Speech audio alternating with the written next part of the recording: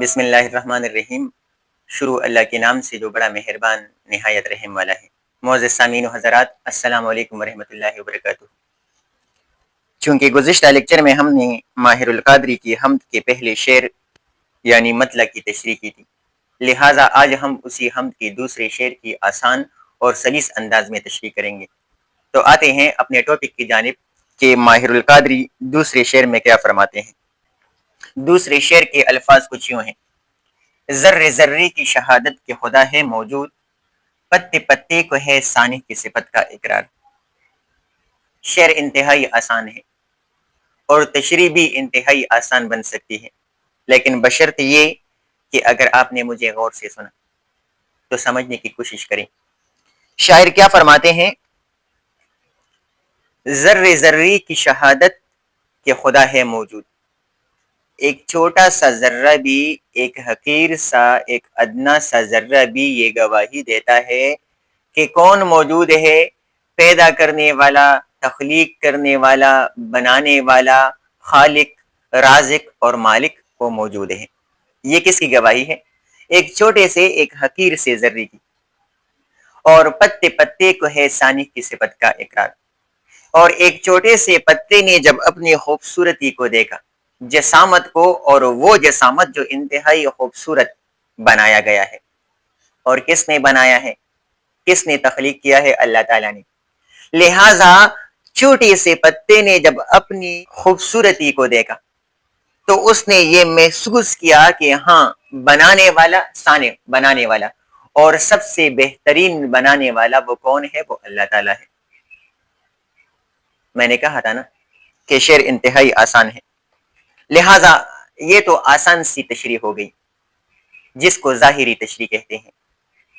لیکن اگر آپ یہ کہتے ہیں کہ اس کو مزید تول دینا چاہیے اور تشریح کو مزید بڑھانا چاہیے، تو اس کے لیے ضروری ہے کہ ہم کیا کریں؟ ہم پہلے شعر کے تناظر ہی میں، اس کے بغیر یہ ممکن نہیں ہو سکتا، کیونکہ یہ کیا ہے؟ یہ حمد ہے، اور حمد نظم کی ایک قسم ہوتی ہے، اور آپ نے یہ بار بار سنا بھی ہے اور پڑھا بھی ہے کہ حمد میں جتنے بھی اشعار ہوتے ہیں نا، ان میں ایک ہی موضوع، مضمون یا خیال بیان کیا جاتا ہے۔ اسی طرح آپ نے غزلیات بھی پڑھی ہے مختلف، اور آپ نے یہ بھی سنا ہے اور پڑھا ہے کہ غزل کا ہر شعر جو ہے اس میں اپنا ایک مضمون، موضوع یا خیال بیان کیا جاتا ہے۔ ہر شعر میں اپنا اپنا مضمون، موضوع یا خیال بیان کیا جاتا ہے۔ اور نظم میں کیا ہوتا ہے؟ نظم کے جتنے بھی اشعار ہوتے ہیں ان میں ایک ہی خیال، موضوع یا مضمون بیان کیا جاتا ہے۔ لہٰذا یہ ہم جو ہے یہ نظم کی قسم ہے، اور نظم میں کیا ہوتا ہے؟ نظم میں یہ تسلسل برقرار رہتا ہے۔ لہٰذا ہم کیا کریں گے؟ پہلے شعر کے تناظر ہی میں اسی شعر، مذکورہ شعر جو دوسرا شعر ہے، اس کی کیا کریں گے؟ تشریح کریں گے، تب ہم اسی شعر اور تشریح کا پورا پورا حق ادا کر سکیں گے۔ تو آتے ہیں تشریح کی جانب۔ پہلے شعر میں ماہر القادری کیا فرماتے ہیں؟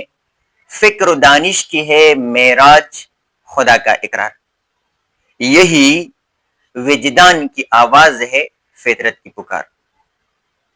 آپ نے پڑھا تھا نا، فکر و دانش کی ہے معراج خدا کا اقرار۔ اس شعر میں آپ نے یہ پڑھا تھا کہ ماہر القادری فرماتے ہیں کہ اگر آپ اپنے آپ کو انتہائی سمجھدار، عقل مند اور دانا سمجھتے ہیں اس دنیا میں، تو ضروری ہے کہ آپ اللہ تعالیٰ کی ذات کو تسلیم کریں۔ ضروری ہے کہ آپ خالق، مالک اور رازق کس کو جانے، کس کو مانے؟ اللہ تعالیٰ کی ذات کو۔ لہٰذا دوسرے شعر میں کیا فرماتے ہیں؟ ذرے ذرے کی شہادت کے خدا ہے موجود۔ اسی شعر میں ماہر القادری آپ کو مخاطب کرتے ہوئے فرماتے ہیں کہ اے اشرف المخلوقات، اگر آپ کو یہ علم نہیں ہے کہ خالق، رازق اور مالک کون ہے، تو آپ کو اللہ تعالیٰ کی اسی زمین پر رہنے کا کوئی حق حاصل نہیں، کیونکہ ذرے ذرے کی شہادت کے خدا ہے موجود۔ یہ تو ایک چھوٹے سے، ایک حقیر سے ذرے کو بھی معلوم ہے کہ بنانے والا کون ہے، خالق کون ہے، رازق کون ہے، مالک کون ہے۔ یہ تو ایک چھوٹے سے، ایک حقیر سے ذرے کو بھی معلوم ہے۔ اگر اس کو معلوم ہے اور آپ کو معلوم نہیں ہے تو اللہ تعالیٰ کی اسی زمین پر آپ کو رہنے کا کوئی حق حاصل نہیں، کیونکہ یہ زمین اور اس زمین پر جتنی بھی مخلوقات اللہ تعالیٰ نے پیدا کیے ہیں وہ کس کے لیے ہے؟ وہ انسان کے لیے ہے کہ صورت دا محمد نے پیدا کرے بخدے نے ودا دنیا. محمد کون ہے؟ انسان ہے. لہٰذا اگر آپ کو یہ علم نہیں ہے کہ خالق رازق اور مالک کون ہے تو آپ کو اسی دنیا میں اسی زمین پر رہنے کا کوئی حق حاصل نہیں، کیونکہ یہ تو ایک چھوٹی سی ذرے کو بھی معلوم ہے، پتے پتے کو ہے سانق کی صفت کا اقرار. اور اے اشرف المخلوقات، اے انسانوں، ایک چھوٹے سے ایک حقیر سے پتے نے جب اپنی جسامت کو دیکھا، اپنی خوبصورتی کو دیکھا، کس نے اسے خوبصورت بنایا تھا؟ اللہ تعالیٰ نے. تو اس چھوٹے سے پتے نے جب اپنی خوبصورتی کو دیکھا، جسے آپ کچھ بھی نہیں سمجھتے، اسے آپ انتہائی حقیر اور ادنا سمجھتے ہیں، اسی پتے نے جب اپنی خوبصورتی کو دیکھا تو اسے یہ اندازہ ہوا کہ بنانے والا اور سب سے بہترین بنانے والا وہ کون ہے؟ وہ اللہ تعالیٰ کی ذات ہے.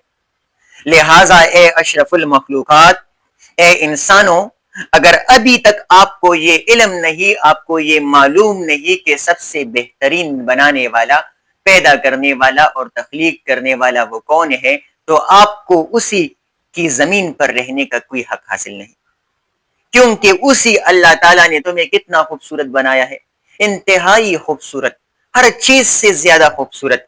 اسی لیے تو قرآن مجید میں فرماتے ہیں لَقَدْ خَلَقْنَا الْإِنسَانَ فِي أَحْسَنِ تَقْوِيمٍ، میں نے انسان کو کیا کیا ہے؟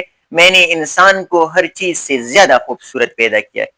لہٰذا اگر آپ کو یہ علم نہیں کہ سب سے بہترین بنانے والا خالق رازق اور مالک کون ہے، تو اے انسانوں، اے اشرف المخلوقات، آپ کو اللہ تعالیٰ کی زمین پر رہنے کا کوئی حق حاصل نہیں. یہ اس شعر کی انتہائی آسان اور سلیس تشریح ہے. آپ اسے یاد بھی کر سکتے ہیں اور پیپر میں بھی لکھ سکتے ہیں. تو کل تیسری شعر کی تشریح کریں گے. لہٰذا جہاں بھی ہو خوش رہیں، سلامت رہیں، والسلام.